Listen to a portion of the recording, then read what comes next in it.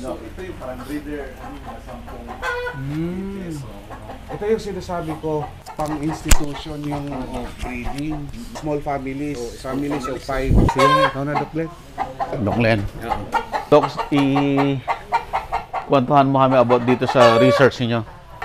Ito na ngayon yung part sa sinasabi namin kanina na San Primitive Chicken, dalawang research area sa Zamboanga City, sa Western Mindanao State University at dito sa atin sa G.H. Cerrillos State College Dumingag Campus. Ayan. Gusto mo bang matuto ng agribusiness, crops, livestock and poultry, aquaculture, at ma-inspire sa mga success stories? Agribusiness, how it works! As a YouTube channel, Agribusiness features entrepreneurs, farmers, organizations, OFWs, investors. However, beyond our usual content and official endorsements, Agribusiness does not engage in other business dealings with them. While our viewers and featured individuals and entities may choose to pursue business deals with each other on their own, we encourage them to be cautious in doing so. So, ito yung nakita natin doon kay Doc Carl, kinapi din niya. Dahil sa research natin, dapat 1:5. 1:5. Ito yun ang setup. So, mga breeder na po ito, mga itlog dito, kinukulik natin, dalhin doon sa incubator. Okay. So, 1:5 male-female ratio. So, makita natin doon, kay Doc Carl sa ibang farm, the same pa rin. So, galing din dito yung mga stocks niya. Stocks niya.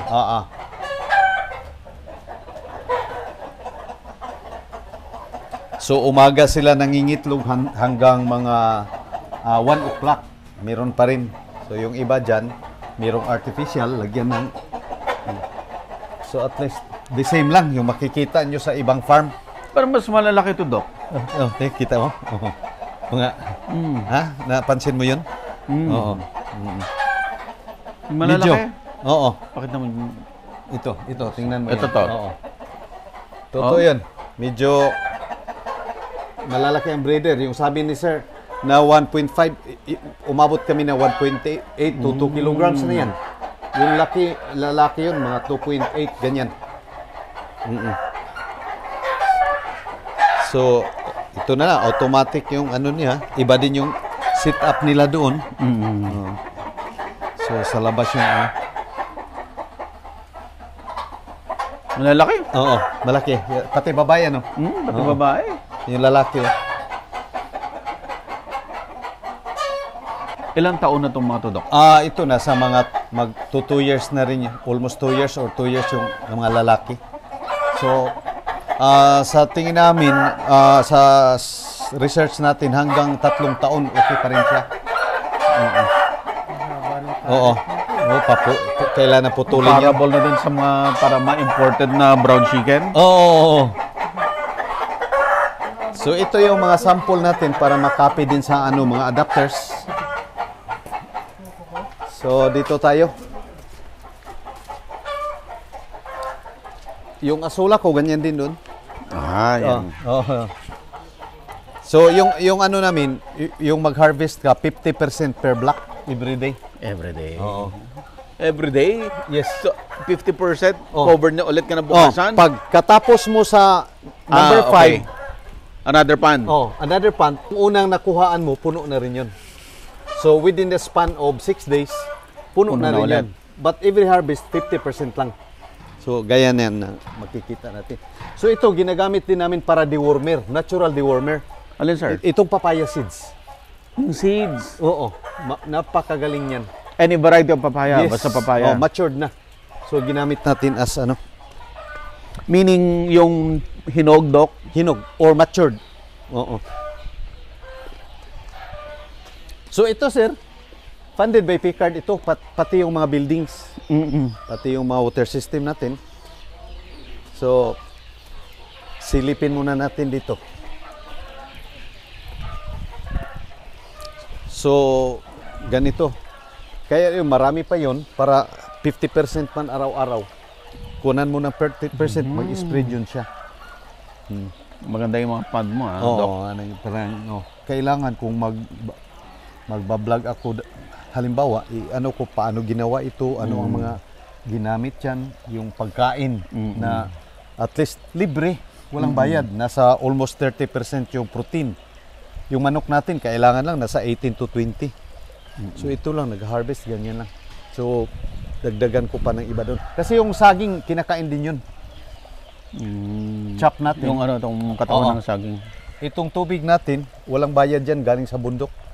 Libre. Pero ito lang pinaano dito. Lakas, ha? Oo. Atas mga tubig dito.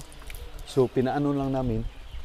Pero yung sa baba yan na ginagamit, walang ano. Ito lang kung halimbawa walang kuryente, reserve natin. Sige, dito tayo. Medyo madulas, ha? Lumang building ito, pina-renovate lang namin. Ginawang ganito. Dami rin, Doc. Oo. So, ito ready na rin. Pinalinisan.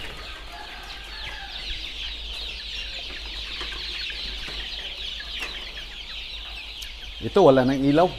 Basta, anyway, open man dyan sa paligid.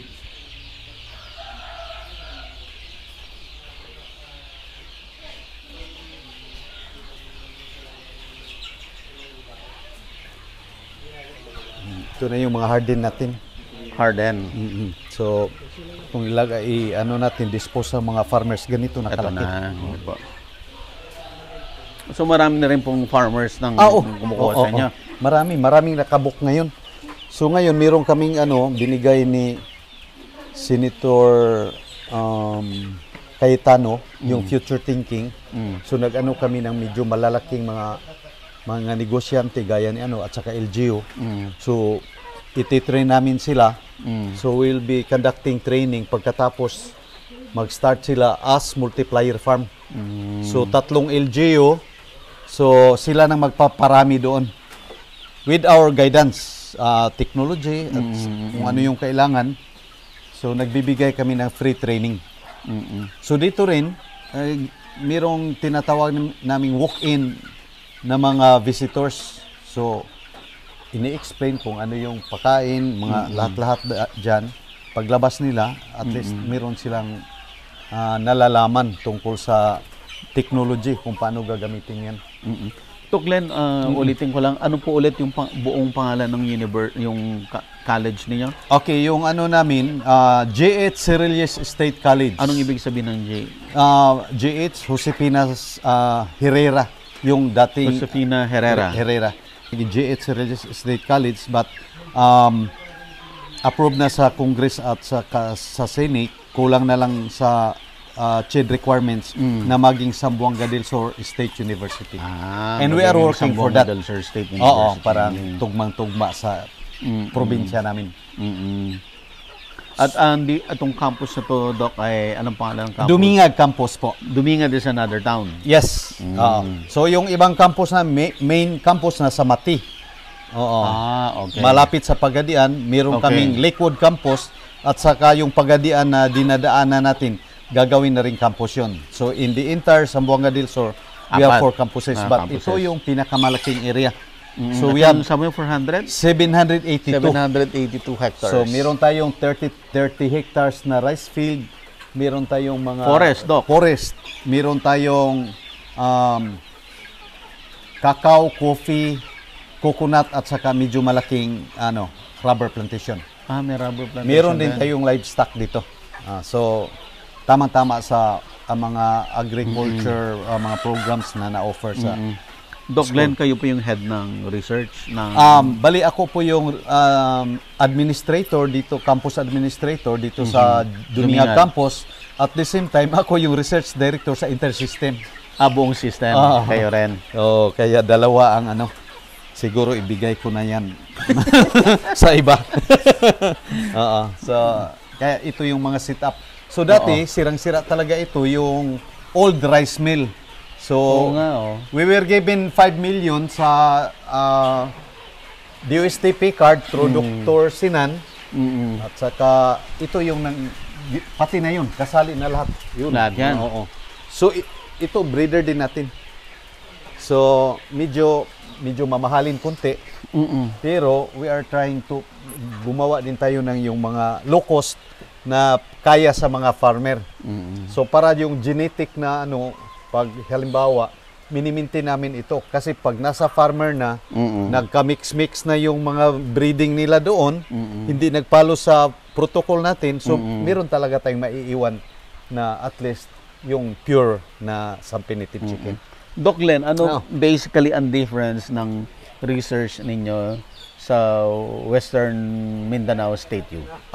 Actually, hindi rin differ yung ano namin, yung minsan lang, for example, yung isang research namin na the same setup, yun lang, nagka-problema sila dati sa incubator.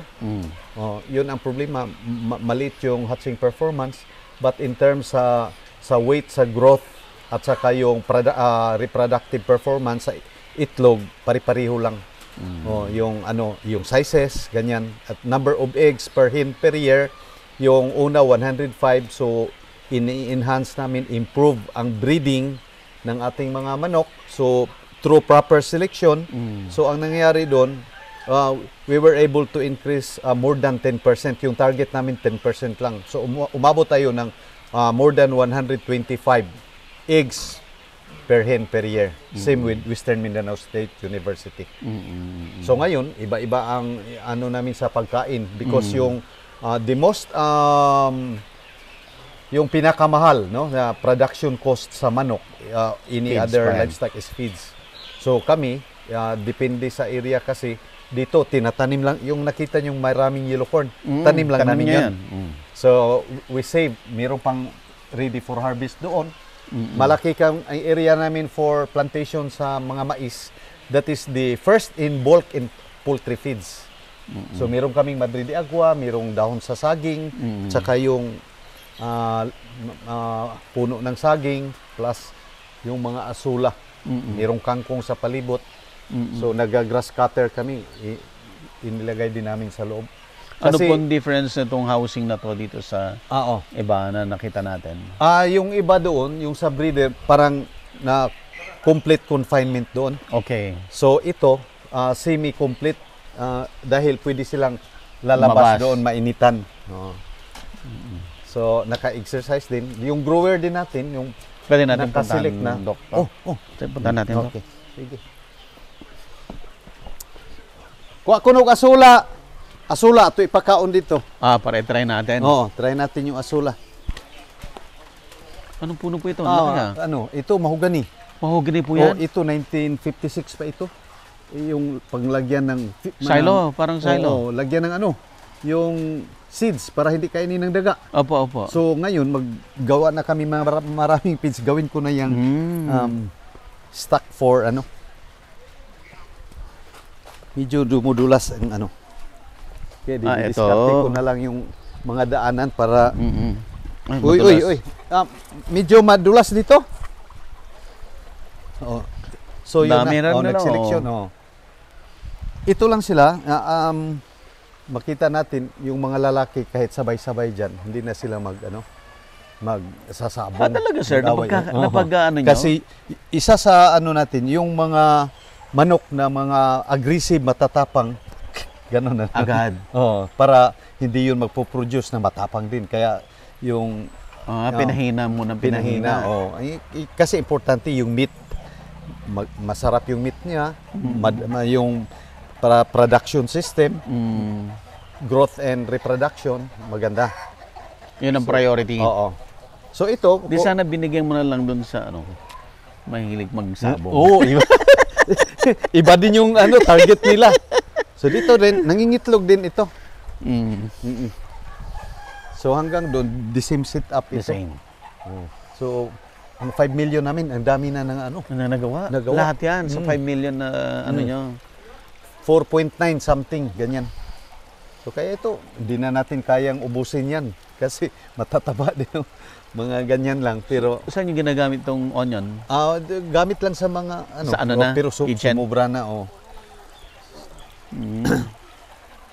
Hanggang doon sir, 10 din bali ito, isang family ito. Isang family yan, design ko na lang para makasave tayo. Apo, instead apo. of individual. Mm-mm. Kinuklose lang dyan. Parang duplex. Oo, duplex na lang. So, malaking save sa Pero ano. Doc, yung initial na stocks nyo, saan nang galing? Sa Wimso. Kasi sila yung unang purification doon. Okay. So, nag-purify sila. Pag purify, nagdala sila dito ng mga 100, hardened din, 140. Mm. So, yung 140 yun ang napadami namin, nabigay natin sa mga adapters natin. So, yung 100, after purification, so nakukuha na rin yung mga 85%, something like that, yung na-purify. So, dinala dito, pilot testing. So, pilot testing, maganda yung resulta. So, we were given another project, research, to improve the egg production at saka yung growth performance. So, the same setup with Wimso. Kaya lang dito, medyo malaki-laki ang area. Malaki yung area. Oo. Ito na yung azola. Oh, yan. Sige, kuno. Ay, abrihan mo na Magpakain sila. ka. Okay. Sige. Libre yan, walang bayad. Oh. Parang snacks na rin nila, pero pwede ka maghalo niyan hanggang 30%. 30%. Oo. Then plus yellow corn. So, kakaunti na lang yung commercial feeds na napakamahal. Mga 35 per kilo. So, kung ihalo natin ganyan, yellow corn namin na mura din, kami lang nagtanim. So, yung feeds natin less than 20 pesos na, nasa 15 na ganyan. Bago lang mo nagpakaon nila? Bago lang mo nagpakaon? Wala pa, sir. Oo. So kung ano sir, kung ikaw ay baguhan, madali lang ba o scary? Yung sinabi ko, pag gaya-gaya ka lang, mahirapan ka. Pero that is why we are conducting free training. Mula sa pagpapisa hanggang paano vaccination program, deworming, ganyan. Kasi kailangan sa mga deworming. O kahit gaano mo ka dami yung mga nutrients na pinakain mo, pag kulang ka sa deworming, madaling magkasakit. Oo. Malalaki yun, no? Malalaki na sila. Malalaki na ang chicken.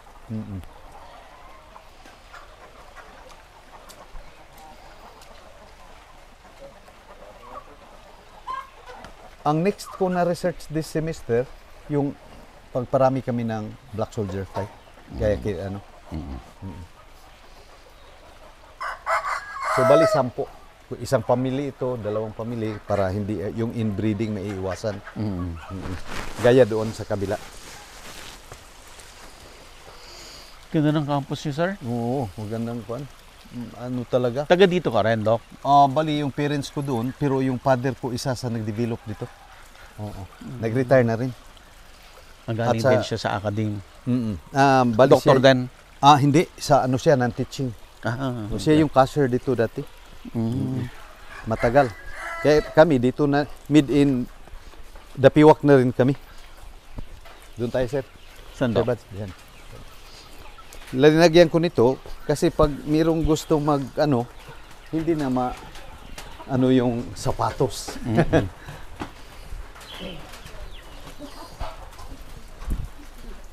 Kailangan din ng mga vegetables dito kasi yan, dito. Doc? Ha? Yan. Anong halaman yan?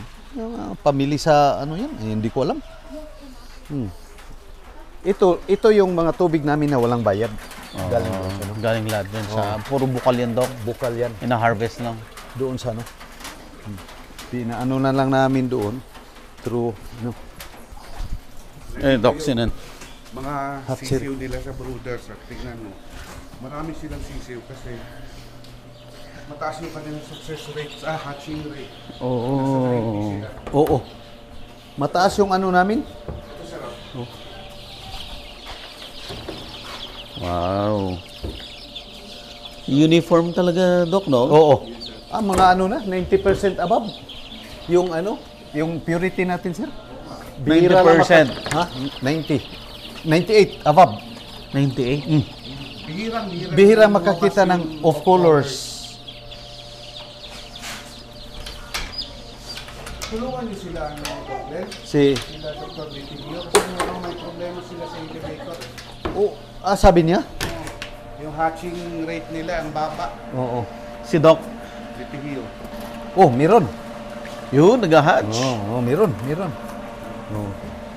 Ang may balot? Oo. Hindi pa.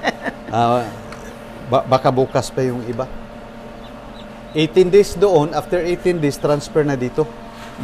Bali, hatcher ito. Ito kasi sir, iniwalay siya kasi Oo. magkakaibang family. Oo.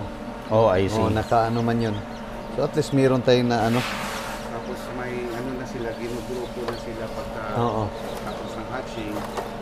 So hindi nagkakagulo-gulo yung ano nila, Oo. yung breeding. Oo, yan. Basta breeding kasi. Matagal na rin yung ano? Matagal na rin yung incubator nila. O baka yung calibration ng kailangan? Oo nga. Doc, pwedeng masilip to? Oo, ito yung ano. Yun yung setter. Oo, sitter ito. Ito yung gumaganon-ganon, Oo. yung tumutumba-tumba. Pwede din dito. 18 days dyan. Pag 3 days dito. Ito pala sir yung ano, right hand. Ay, oh, si right ano. hand dito, si Si Junjun. Sir Junjun. Siya yung ano, dito. Nag-hands-on. Kasama yan sir sa success nitong Oo, sabi nila dito. yun. Kasi Oo. simula daw project sir ano. Merong isa pa yung una. Oh. Pinsan din niya. Yung pinakauna talaga. Kaming dalawa lang. Inabutan ko na itong batang ito noon pa. Noon pa. Masyado na rin maraming alam, sir. Oo. Oo nga. Wala na akong problema pag Pwede na rin itumba. Kasi yes. Kasi masyado maraming alam. Ang ano, ngayon may walk-in mga visitors namin. Automatic na sila na magbibigay ganyan mga information. Okay, ng instruction. Oh, kung anong gagawin, halimbawa. Ano kasi, ang tingin ko kasi dahil hands-on talaga Oo. sila, na ipag-mix nila yung theory At saka sa at ano. saka yung ano, Experience. experience. So kaya ano, kinuha ako ni Ma'am magpantay, mag-lecture daw sa Davao, Oh, sa Pisas. oh. Oo. Si Banda. Oo. Kayo daw nag-recommend. Oh. Ito, hindi mo ito pag-lecture eh. Oh. Si Tam doon sa ano. Okay. So ito din ano, gamit din pang ano, pang dressing. Pang dressing naman to. Weathering machine yan sa Tanggal ng balahibo. At least 2-in-1 din ito, gamit namin sa estudyante. So hindi na kami nagproblema ng feeds ngayon dahil na ano, minimize na dahil sa yellow corn, daming yellow corn namin. Pero dapat kasi sir, i-cost nyo rin yun. Yes po. Magkano yung cost of production nyo Oo. per kilo ng yellow corn? Yes po. Ano yun, para pag mag-compute tayo ng yung cost and return analysis, meron tayong ano. Asula nga, 5 pesos lang ang ano ko doon. Kasi hindi naman namin dinadry. So, Diretso automatic, diretso hugasan na lang, pagkain. So, at least 5 pesos lang. Compared to all yung pinakain natin, lahat commercial feeds, almost 40. Yun kasi dati yun, Sir Buddy, Sir Glenn, na lagi niyang iniyayabang sa atin yung malaking area niya. Sabi ko, hindi ba talaga tayo pwedeng kumuha ng kapraso dyan sa area yan para mag-produce ng pakain sa... Oo, yun importante. diba? Tapos, noong una, ayun, yung Madre de Oo. Agua, panay sabi niya sa akin, Sir, marami na tinanim.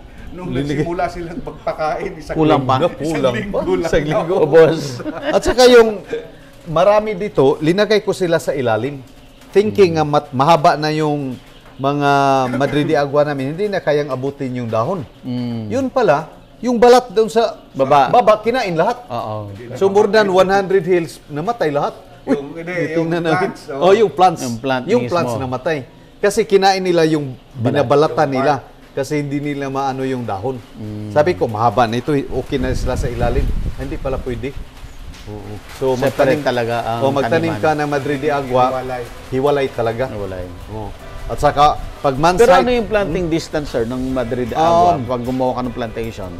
depende na. Pero kung medyo malapit, 1 meter, pwede na rin yan. 1 by 1. Actually, sir, ang ano nga, ang recommendation namin, from sa distance Oo. Yes within po. row, Yes po. sa row, 1 foot.